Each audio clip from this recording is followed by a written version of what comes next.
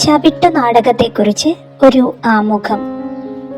യവന നാടകവേദിയുടെ പാരമ്പര്യം പിന്തുടരുന്ന യൂറോപ്യൻ നാടകവേദിയുടെ ചുവട് പിടിച്ച് കേരളത്തിൽ അവതരിപ്പിച്ചു തുടങ്ങിയ ഒരു കലാരൂപമാണ് ചവിട്ടുനാടകം.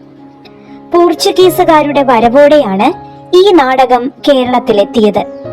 യവന നാടകവേദിയിൽ നിന്ന് വളർന്നു വികസിച്ച ഇറ്റാലിയൻ നാടകവേദിയുടെ സ്വാധീനവും ചവിട്ട് നാടക വേദിക്കുണ്ട്. അഭിനയവേദി വളരെ നീളമുള്ളതും വീതി കുറഞ്ഞതുമാണ്. ചവിട്ട് നാടകം അവതരിപ്പിക്കുന്ന വേദിയെ തട്ട് എന്നാണ് പൊതുവെ പറയുന്നത്. പലക നിരത്തിയാണ് ഇത് നിർമ്മിക്കുന്നത്. രാജകൊട്ടാരത്തിന് തുല്യമായ പശ്ചാത്തലമാണ് ചവിട്ട് നാടകത്തിൽ കാണാൻ കഴിയുന്നത്. തുടക്കത്തിൽ രാജാവിന്റെ ദർബാർ രംഗമായിരിക്കും ഉണ്ടാവുക. കളരിപ്പയറ്റിന്റെയും കൂടിയാട്ടത്തിന്റെയും സ്വാധീനവും കാണാം. അനേകം കഥാപാത്രങ്ങളെ രംഗത്ത് അവതരിപ്പിച്ചുകൊണ്ടുള്ള യുദ്ധവും അനിവാര്യ ഘടകമായി ചവിട്ട് നാടകങ്ങളിൽ കാണാം.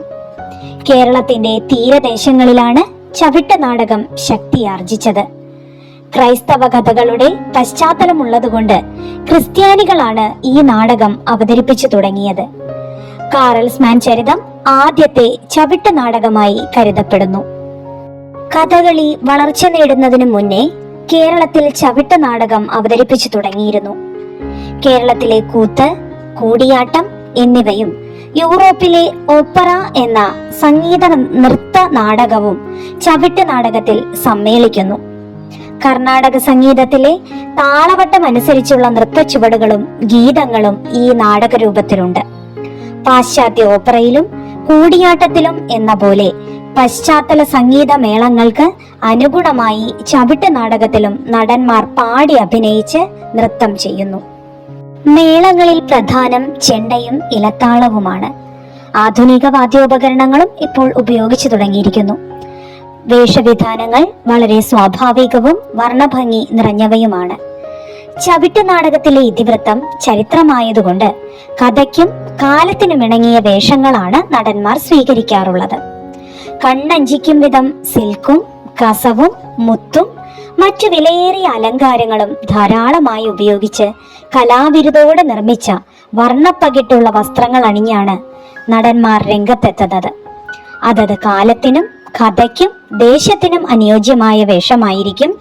ഭടന്മാരുടെ പോർച്ചട്ട, കാലുറ, പടത്തൊപ്പി തുടങ്ങിയവയും രാജാക്കന്മാരുടെ ചെങ്കോൽ, കിരീടം, കയ്യുറ മുതലായവയും പഴയകാല വിദേശ രാജാക്കന്മാരെ ഓർമ്മിപ്പിക്കുന്നതാണ്. അമാനുഷിക കഥാപാത്രങ്ങൾ അമാനുഷിക വേഷമണിഞ്ഞും രംഗത്തെത്തുന്നു. ചവിട്ട് നാടകത്തിലെ പാട്ടുകൾ കർണാടക സംഗീതത്തിന്റെ ചുവട് പിടിച്ചുള്ളതാണെങ്കിലും സ്വതന്ത്രവും വിശാലവും സമഗ്രവുമായ ഒരു ഗാനരീതിയും താളസമ്പ്രദായവുമാണ് അവയ്ക്കുള്ളത്. നൃത്താഭിനയങ്ങൾക്ക് അനുഗുണമായിട്ടാണ് അവ ചിട്ടപ്പെടുത്തിയിട്ടുള്ളത്. കഥകളിയിലെ സോപാന രീതിയാണ് ചവിട്ട് നാടകത്തിൽ സ്വീകരിച്ചിട്ടുള്ളത്. സംഗീതാത്മകമായ തമിഴ് ഇതിവൃത്തങ്ങളാണ് അവ ചിട്ടപ്പെടുത്താൻ ഉപയോഗിക്കുന്നത്. ചവിട്ട് നാടകത്തിലെ തമിഴ് പദങ്ങൾ സൗകുമാര്യവും ലാളിത്യവും ഉള്ളവയാണ്. സംഗീതപ്രധാനമായ ഈ കലാരൂപത്തിൽ നൃത്തം അഥവാ ചുവടിനാണ് കൂടുതൽ സ്ഥാനമുള്ളത്. അതുകൊണ്ടാണ് ഈ കലാരൂപം ചവിട്ട് നാടകം എന്നറിയപ്പെടുന്നത്. ചവിട്ട് നാടകത്തിലെ നൃത്തം താണ്ഡവ പ്രധാനമാണ്. പ്രാചീന കേരളത്തിലെ ആയോധന കലയുടെ പാരമ്പര്യം ഉൾക്കൊണ്ട സമൂഹ നൃത്ത നാടക രീതിയാണ് ചവിട്ട് നാടകത്തിനുള്ളത്.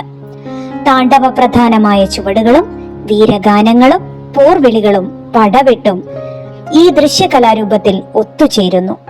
പുരാതന കേരളത്തിലെ കളരി സമ്പ്രദായത്തോടുള്ള ചവിട്ട് നാടകത്തിന്റെ ബന്ധവും എടുത്തു പറയേണ്ടതാണ്.